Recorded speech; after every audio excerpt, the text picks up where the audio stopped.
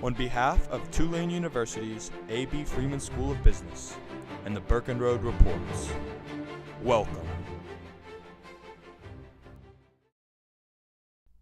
Join us on an analyst's voyage as we examine SEACOR Holdings, a diversified holding company focused on marine transportation within the oil and gas services industry. Our team of analysts includes Sergio Baine, John Bassar, Juan Figueroa, myself, Marshall Wadley, and we have had the pleasure of continuing Burkenroad's coverage of SEACOR since January of this year. After months of research and analysis, our team has issued a market perform rating for the company and a 12-month target stock price of $67. Today we will be presenting the investment community with the results of our analysis. We will begin by discussing SEACOR in detail, including an analysis of the industries in which it operates and the community's peers. Next, we will discuss the research and calculations that influenced our investment thesis. Finally, we will discuss our method of valuation, as well as the financial projections for the company. SEACOR's story began in 1989 when Mr. Charles Fabricant purchased NICOR along with all of its assets. Beginning as a small oil and gas service company, SEACOR has since expanded its operations into many aspects of the marine transportation industry and has become a consolidated holdings company with a market cap of over $1.1 billion. Affectionately nicknamed the Buffett of boats, Mr. Fabricant has remained at the helm of the company and currently resides as CEO and executive chairman. The company is based out of Fort Lauderdale, Florida. SEACOR operates domestically in 17 different states and internationally in over 20 different countries. Although one unified organization, the company currently operates 5 main business segments.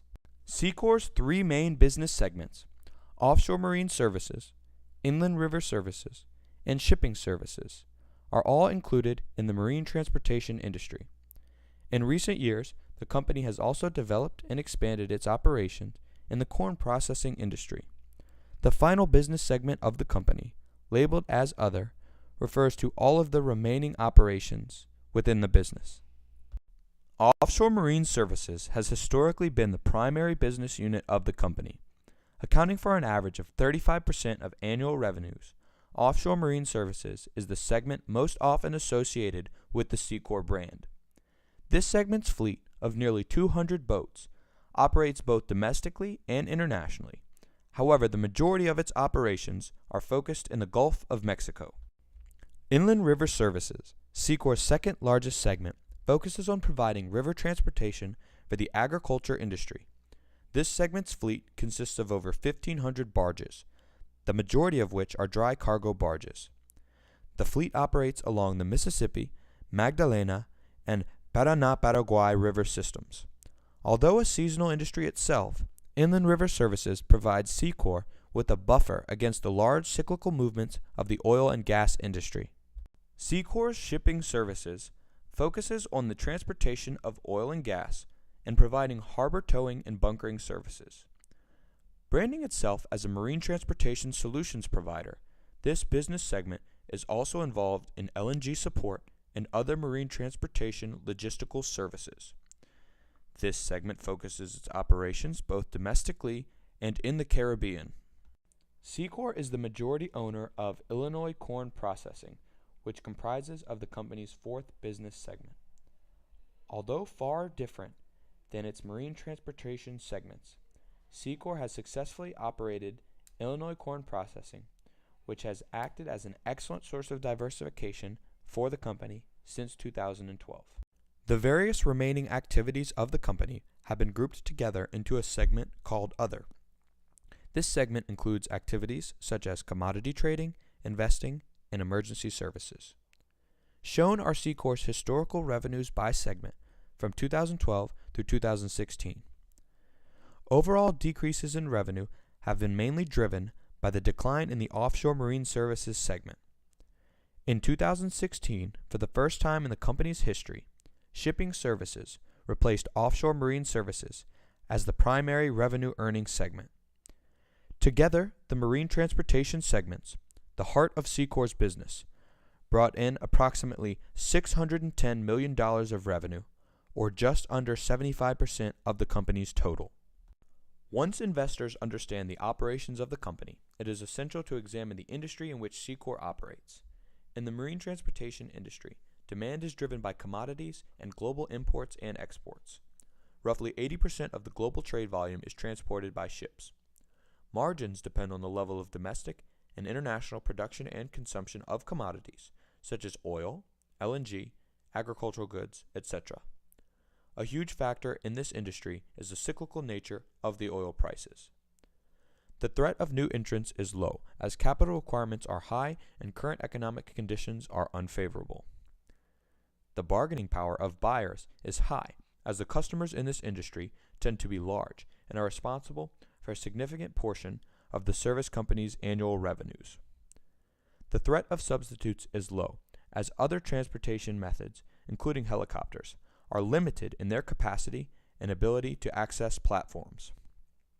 The bargaining power of suppliers is moderate because although suppliers are limited, the marine transportation companies are often large customers, balancing the power in these relationships.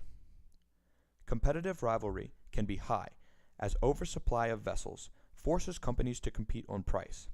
However, many companies have developed niches, which reduces overall competition. Overall industry favorability is moderate. However, for strong established players, such as SEACOR, many of the challenges of the industry can be overcome. Maintaining a positive reputation, strong relationships, and financial health give SEACOR a favorable position in the industry today. Because of its diversified operations, the company has no true peer group.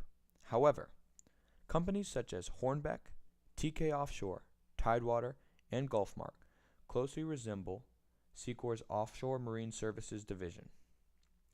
Despite operating in the same industry, vessel specialization has allowed each of these companies to create its own niche. As a result, these companies do not often compete directly, and most have their own established customer bases. All of these peer firms are currently under financial distress, especially Hornbeck and Gulfmark.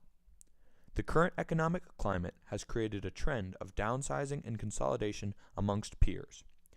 This pattern is likely to continue as long as oil prices remain depressed, and the companies that are able to survive this consolidation will find themselves in a much smaller peer group when the industry again stabilizes. Taking these many factors into consideration, we have established 4 key themes as the foundation of our investment thesis, each of which has shaped our analysis and guided our final financial projections. As is evident by the annual business segment revenue breakdown, SEACOR's recent decline in profitability is a direct result of the operations of SEACOR Marine. The company's other business segments cannot grow fast enough to match the decline in this segment. Until offshore revenue activity is increased, this segment will continue to suffer, as will the company as a whole. As economic conditions lead to continual consolidation in the industry, companies under financial distress will continue to sell off stagnant assets. This will allow financially stronger institutions, such as SEACOR, to continue acquiring vessels as investments at bargain prices. For these companies, offering a suite of services to customers is essential, and a strong diversified fleet is crucial. As a result, customers typically remain loyal to their suppliers, and established relationships remain a dominant factor in determining market share within the industry. Many of the firms within the industry are struggling because of their dependence upon oil and gas companies. SEACOR has been able to remain stable as a result of its diversified operations. Sustaining this diversification will be an essential factor in determining SEACOR's future success. Applying these assumptions to SEACOR's historical financials and industry projections, we have calculated financial projections for the next 2 years. The resulting 12-month stock price estimate for the company is $67. After establishing a number of significant contributing factors, we used a multiple regression method to estimate future revenues for SEACOR. Each business segment was forecasted separately, as the operations for each are driven by different factors. Using a combination of historical averages and industry projections, we established conservative cost projections. Our earnings and share price estimates were driven by these two factors. It is important to note that our forecast assumes a moderate turnaround in oil prices by the end of 2018. As SEACOR's projected cash flows over the next few years are negative, a discounted cash flows method of valuation would be useless. Instead, we used a comparable multiples method to value the company.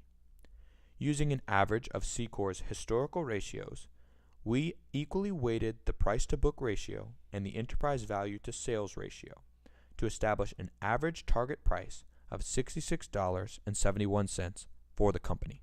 Two additional analysts cover SEACOR, and their 2017 earnings per share, revenue, and price estimates are shown below. Our 12-month price target falls comfortably in between the price estimates of the other analysts. While we have confidence in our projections, the similarities between our estimates and those of the other analysts add to the validity of our financial model. After considering all of our research and financial projections, the Burkenroad Report analyst team gives SEACOR a final stock rating of market perform with a target price of $67. Although the conditions in the industry are still bleak, SEACOR remains financially poised, while many of its peers will continue to struggle. The company should remain at the forefront of the industry's consolidation and remain a diversified and sustainable organization in the near future. Tulane University wishes to remind you that the Burkenroad Reports are produced solely as a part of an educational program at Tulane University's A.B. Freeman School of Business. The reports are not investment advice, and you should not rely on them in making investment decisions. You should consult an investment professional and/or conduct your own primary research regarding any potential investment.